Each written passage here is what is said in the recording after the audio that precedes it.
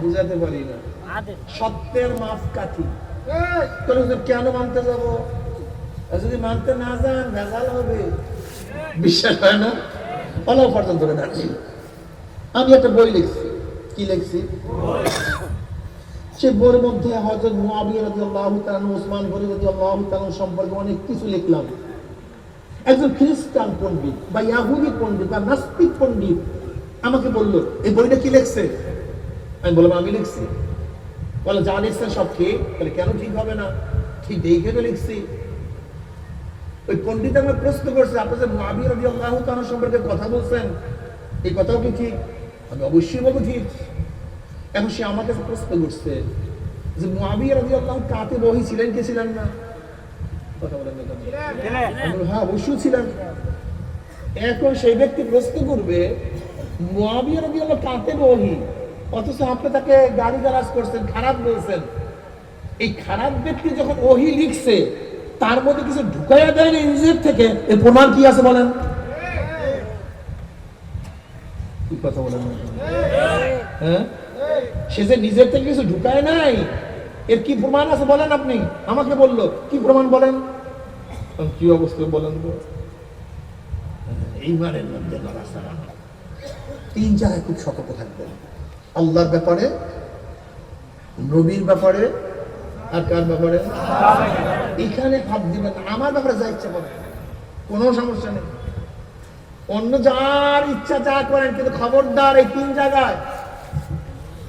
কোরআন আপনার কাছে আমার কাছে আসে নাই, সাহাবাদের মাধ্যমে কোরআন পাইছি। কলেমা আপনার কাছে আমার কাছে কেউ বলে নাই, সাহাবাদের মাধ্যমে আপনি আমি কলেমা পাইছি। নামাজ রোজা কেউ আপনাকে আমাকে শিখায় নাই, সাহাবাদের মাধ্যমে পাইছি। যদি সাহাবারা মাঝখান থেকে না থাকে তাহলে নবীর সাথে কাটা হয়ে যায়, আল্লাহর সাথে কাটা হয়ে ভেজাল করলেন না। সমস্যা কি আপনার? সমস্যা জনাবে মুহাম্মদ রাসূলুল্লাহ সাল্লাল্লাহু আলাইহি ওয়াসাল্লাম দুনিয়াতে কেন আসছেন? হুয়াল্লাযী বা'আসা বিল উম্মিয়িনা রাসূলাম মিনহুম ইয়াতলু আলাইহিম আয়াতিহি ওয়া ইউযাক্কিহিম। তিনি তাসকিয়া নফস করাবেন। তাসকিয়া নফস, আত্মশুদ্ধি, অন্তরকে পবিত্র করা। জনাবে মুহাম্মদ রাসূলুল্লাহ সাল্লাল্লাহু আলাইহি ওয়াসাল্লাম ট্রেন আবিষ্কার করার জন্য দুনিয়াতে আসেন নাই, প্লেন বানাবার জন্য দুনিয়াতে আসেন নাই, কম্পিউটার বানাবার জন্য দুনিয়াতে আসেন নাই। জনাবে মুহাম্মদ রাসূলুল্লাহ সাল্লাল্লাহু আলাইহি ওয়াসাল্লাম দুনিয়াতে আসেন মানুষ রূপী ওয়া মানুষদেরকে মানুষ বানাবার জন্য। কিসের জন্য আসছে বলেন তো? মানুষ রূপী ওয়া মানুষদেরকে মানুষ বানাবার জন্য নবী দুনিয়াতে আসছেন। ওমর ইবনে খাত্তাব রাদিয়াল্লাহু তাআলা ওয়া মানুষ ছিলেন। নবী আলাইহিস সালাতু ওয়াস সালামের শির মুবারক 100 লাল উটের লোভে রওনা করছেন নাঙ্গা তলোয়ার নিয়া। এই ওয়া মানুষটাকে নবী আলাইহিস সালাতু ওয়াস সালাম এমন ভাবে মানুষ বানাইছেন, এত সুন্দর মানুষ বানায় দিয়েছেন।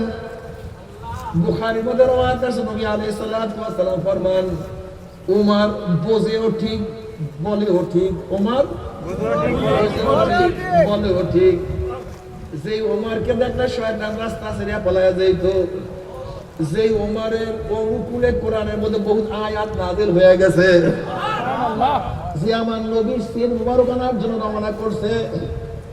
সবচেয়ে কপাল পরা দুই মানুষ। সবচেয়ে কপাল পরা কয় মানুষ? যে নবীকে হত্যা করে আর নবীরা যাদেরকে হত্যা করে, এর চেয়ে বড় কপাল পরা কেউ নাই। সবচেয়ে বড় কপাল পরা কয় মানুষ? যেই মানুষটা নবীদেরকে হত্যা করছে অথবা নবীর দ্বারা যারা হত্যা হয়েছে, এর চেয়ে কপাল পরা কেউ নেই। যেই ব্যক্তি নবীকে হত্যা করার জন্য আর সাদ্দার দোয়ালকে হত্যা করার জন্য রওনা করছে, তার অবস্থাটা কি বলেন তো? মুহাম্মদ রাসূলুল্লাহ সাল্লাল্লাহু আলাইহি ওয়াসাল্লাম এই মানুষটাকে কেমন মানুষ বানায়া ফেলাইছে। আমার নবী বলছে আমার পরে কেউ নবী হলো আমার নবী হয়ে যাইত। এই মানুষটাকে আমার নবী কেমন মানুষ বানায়া ফেলাইছে। সিরিয়ার মধ্যে